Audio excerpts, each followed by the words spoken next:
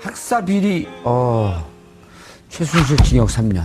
네. 이게 여러 그 죄목 중에 하나 아니에요, 이제? 그렇습니다. 지금부터 줄줄이 사탕인데? 재판이 여러 건이 진행되고 있죠. 예. 총 검찰이 네 번의 특검과 검찰이 이제 4번에 기소했는데 재판이 따로따로 진행이 되고 있고요. 가장 먼저 재판이 진행됐던 이번에 그 2대 학사 비리와 학사 특혜 의혹 관련된 사건에서 최순실 씨에게 징역 3년형이 선고됐습니다. 예. 확정은 아닌데요. 하지만 그 구형은 검사가 7년 특검이 했었죠. 7년 했어요. 예. 징역 7년 구형했는데 실제 선고는 3년 지금 나왔습니다.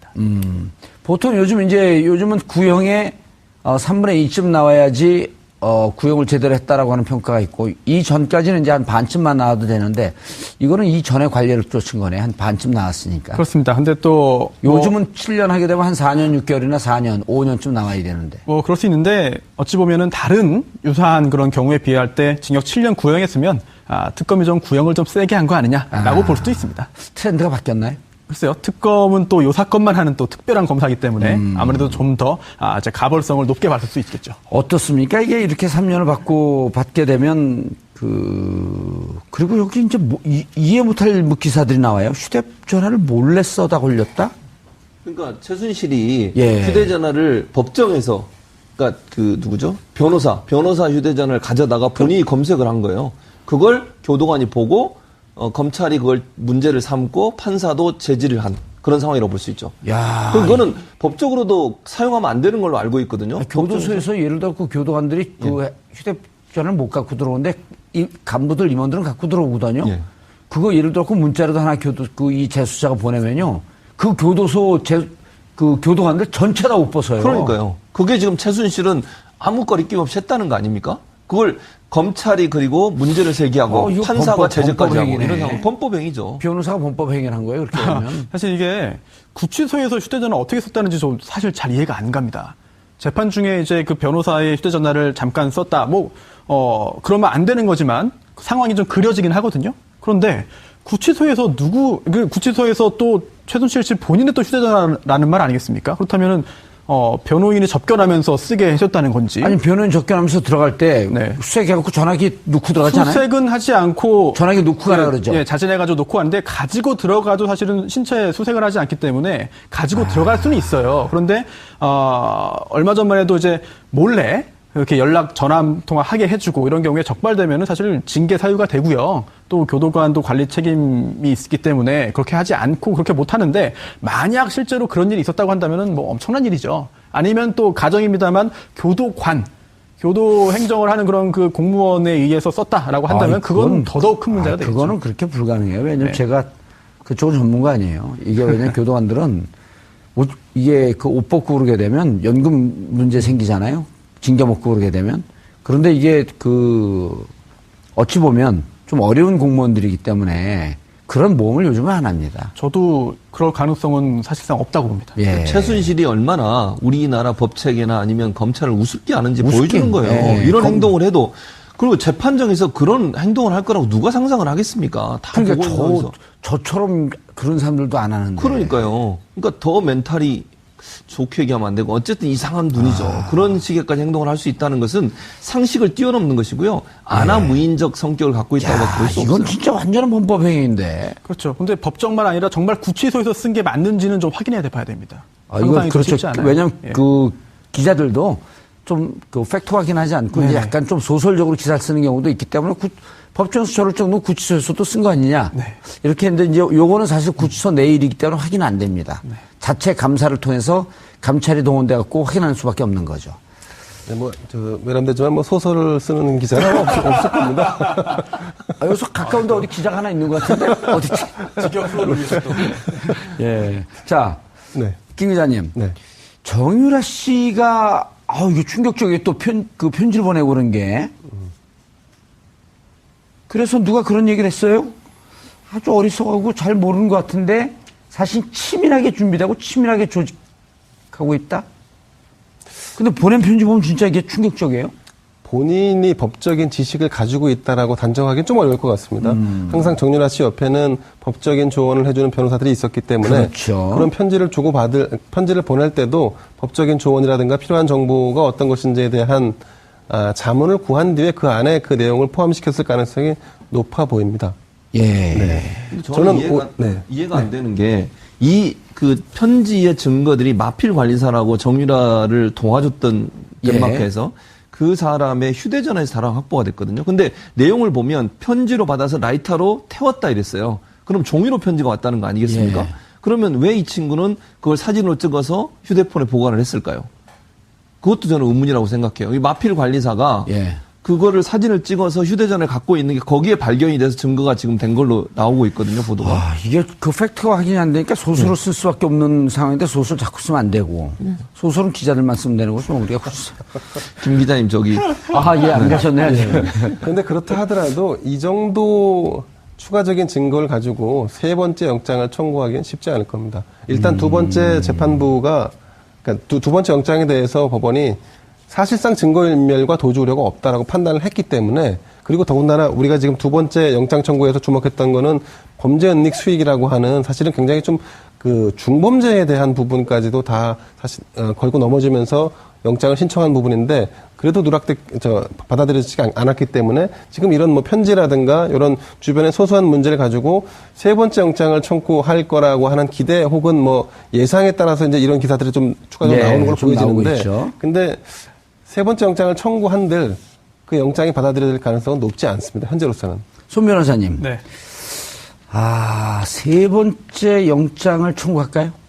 안 할 겁니다. 지금 기자님 말씀하신 대로 굉장히 부담이 크고 또 하나가 구속영장이 발부되려면은요 요건을 엄격한 게 다 갖춰야 되는데 범죄 사실의 소명이 있어야 되고 여기에 더해서 구속의 필요성이 있어야 됩니다. 그 구속의 필요성이 주거 부정이나 도주 우려나 증거인멸 우려인데요. 설령 범죄 사실의 소명, 추가적인 증거가 나와서 범죄 사실의 소명까지 이루어진다 하더라도 도주 우려가 없다고 한다면 또 증거인멸의 우려가 없다고 한다면 사실은 구속 사유가 존재하지 않는다고 판단할 가능성이 높거든요.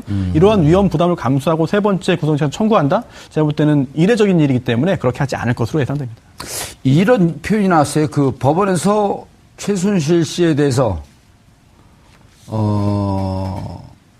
실형을 선고하면서 정유라 부정선발에 관한 순차 공모관계가 성립한다? 이렇게 말하면 정유라도 공모관계에 있다는 것을 인정한 거 아닌가요? 그렇게 보기는 좀 어려운 것 같아요. 판결문을 봐야겠습니다만 이 순차 공모관계라는 것은요. 그건 뭐예요? 무슨 말이에요? 그게? 지금 이화여대 여러 교수들이 있잖아요. 뭐 이제 그 학장도 있고 또 뭐 입학처장도 있고 총장도 있습니다. 이게 모든 사람이 한 자리에 모여서 최순실 씨의 딸인 정유라를 뽑자.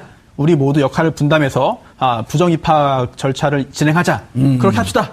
라고 결의한 것이 아니라 순차적으로 순서대로 한 명 연결돼 있다는 것이죠.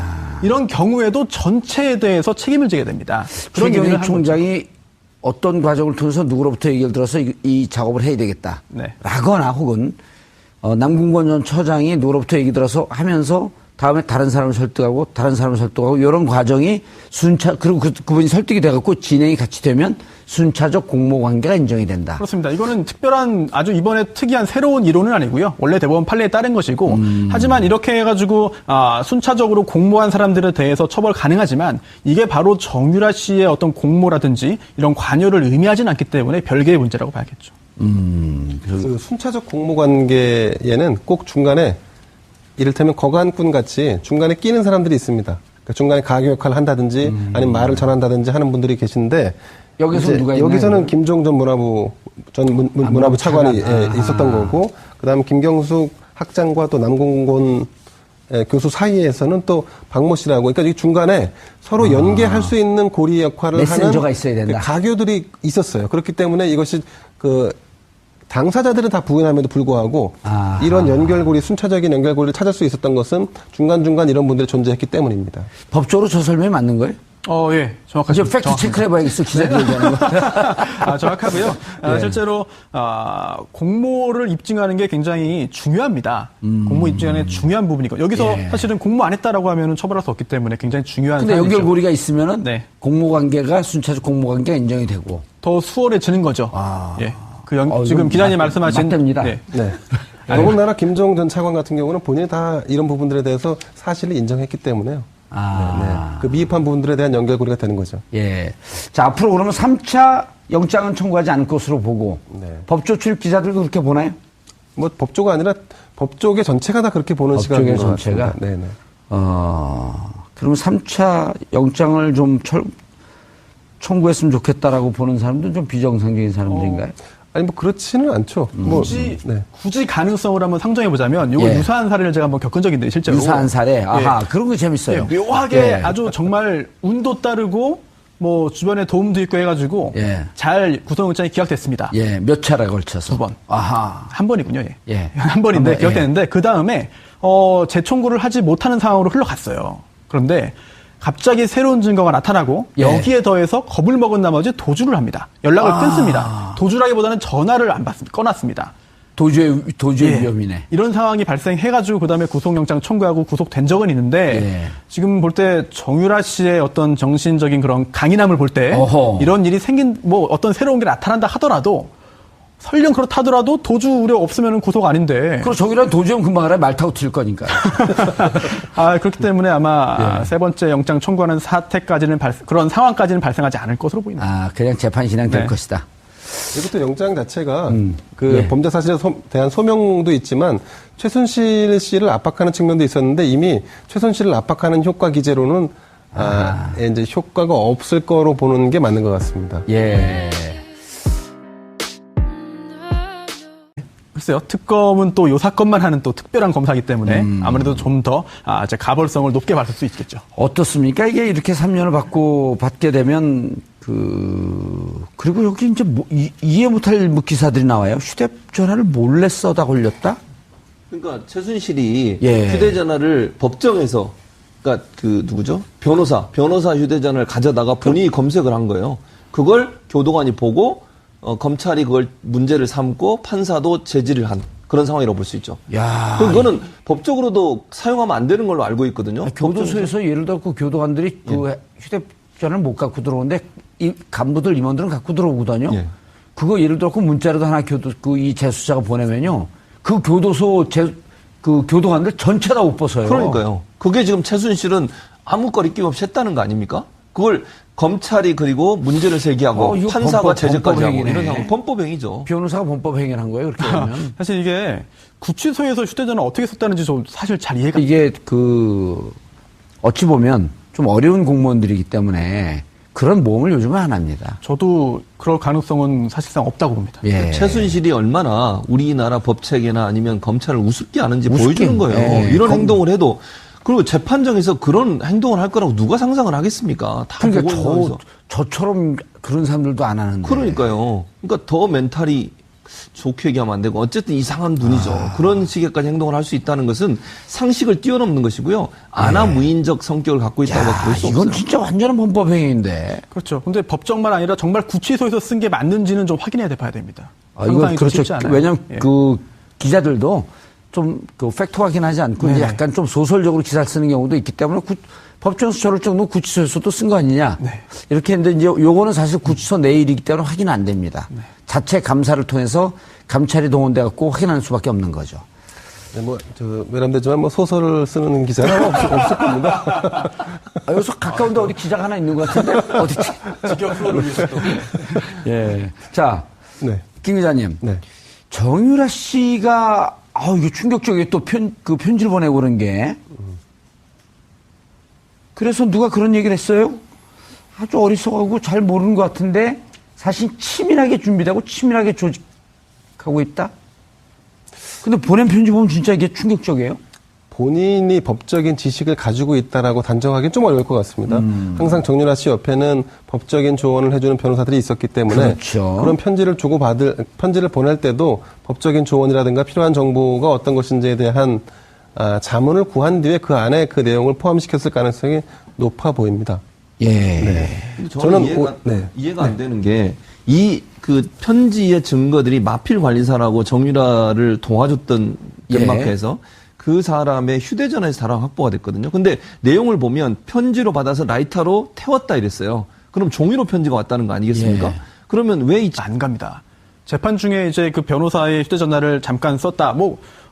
그러면 안 되는 거지만 상황이 좀 그려지긴 하거든요. 그런데 구치소에서 구치소에서 또 최순실 씨 본인의 또 휴대전화라는 말 아니겠습니까? 그렇다면은 변호인이 접견하면서 쓰게 하셨다는 건지. 아니, 변호인 접견하면서 들어갈 때 네. 수색해갖고 전화기 놓고 들어가잖아요. 수색은 하지 않고 전화기 놓고 가라 그러죠. 예, 자진해가지고 놓고 왔는데 가지고 들어가도 사실은 신체 수색을 하지 않기 때문에 가지고 들어갈 수는 있어요. 그런데 얼마 전만 해도 이제 몰래 이렇게 연락 전화 통화하게 해주고 이런 경우에 적발되면은 사실 징계 사유가 되고요. 또 교도관도 관리 책임이 있기 때문에 그렇게 하지 않고 그렇게 못 하는데 만약 실제로 그런 일이 있었다고 한다면은 뭐 엄청난 일이죠. 아니면 또 가정입니다만 교도 행정을 하는 그런 그 공무원에 의해서 썼다라고 한다면 그건 더더욱 큰 문제가 되겠죠. 그거는 그렇게 불가능해요. 왜냐면 네. 제가 그쪽은 전문가 아니에요. 이게 왜냐면 교도관들은 이게 그 옷 벗고 그러게 되면 연금 문제 생기잖아요.